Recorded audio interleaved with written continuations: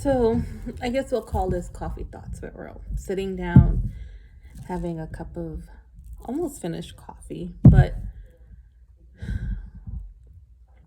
I just have thoughts and thinking, and I don't know where to begin. Um,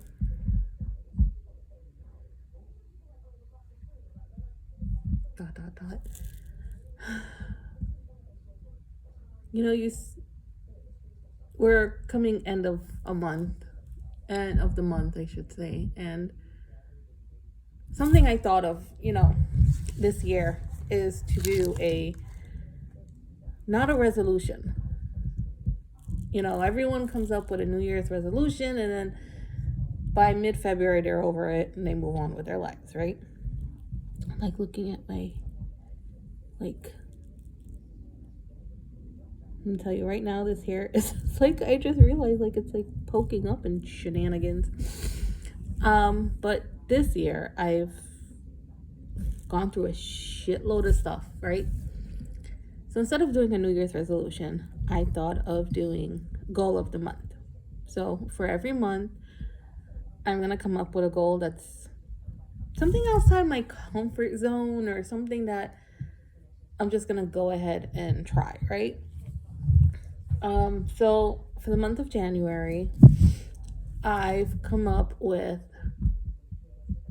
something simple, which was drive my husband's car. Man, I know last year he treated himself. I don't know why I'm getting emotional. I think it's my hormone, my estrogen levels that are like all over the place, and I'll cry for no reason now. But he finally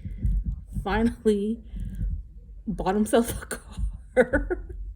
And I'm laughing, but he finally bought himself a well-deserving car, and I refuse to drive it. So for any car enthusiasm, he got himself a Hellcat. And I'm like, when he got it, I was like, I'm not a sports car girl. I don't want to drive anything that's super fast. Like, I love my truck. I'm a trucker. I'm a Jeep. I love the space. I'm just a truck driver. But I said, you know what? The month of January, my goal is to come out my comfort zone and drive his car. And don't drive his car because I need to, but because I want to. So finally, the day came. I was going out, and he's like, "Do you want to take the car?" I'm like, you know what? Fine.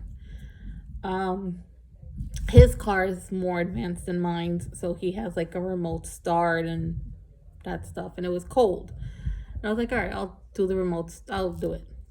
We're going." So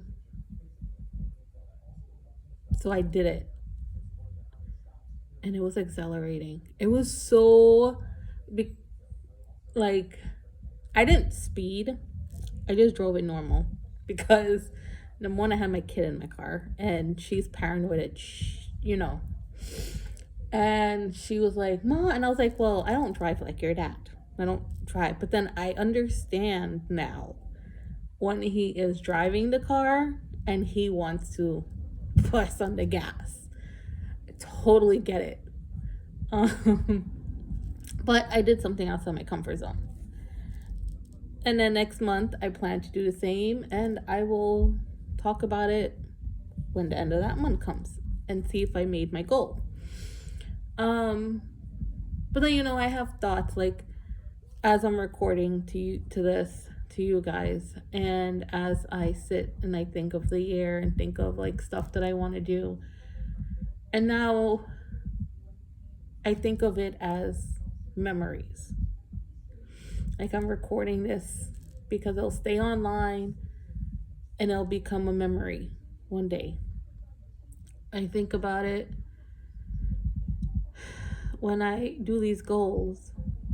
It's like a bucket list. I think of when I post, take a picture now, when I sit here and I drink my cup of coffee, and I'm like, wow, I'm sitting here in the moment drinking my cup of coffee and being just grateful for stuff. And then it crosses my mind that I'm more living now, not necessarily with a fear of being gone, but I'm living with a purpose. I'm living for a purpose. I'm living and doing these things because I don't want to regret that I didn't get to do anything for myself. I don't want to regret anything, basically. I think if anything now, I've become more outspoken and more care for myself. Because if I don't care for myself, or I don't become outspoken with stuff or talk about my feelings, I feel like I'm going to live behind a scarf, pleasing other people, and I'm not going to get anywhere with myself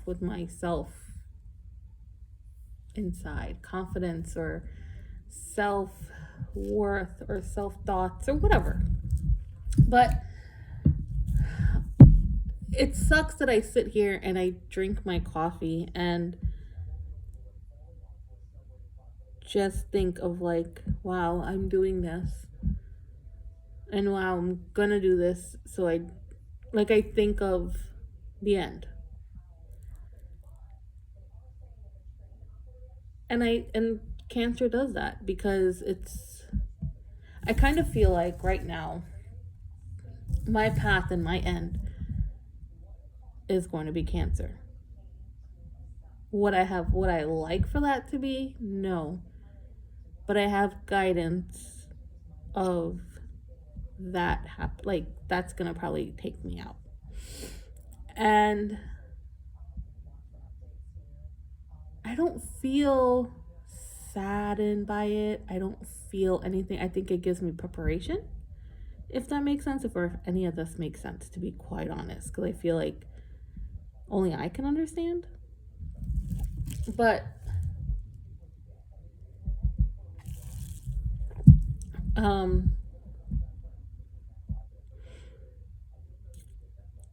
I think that when you're diagnosed with something, it's like for the rest of your life. Like, I'll give an example.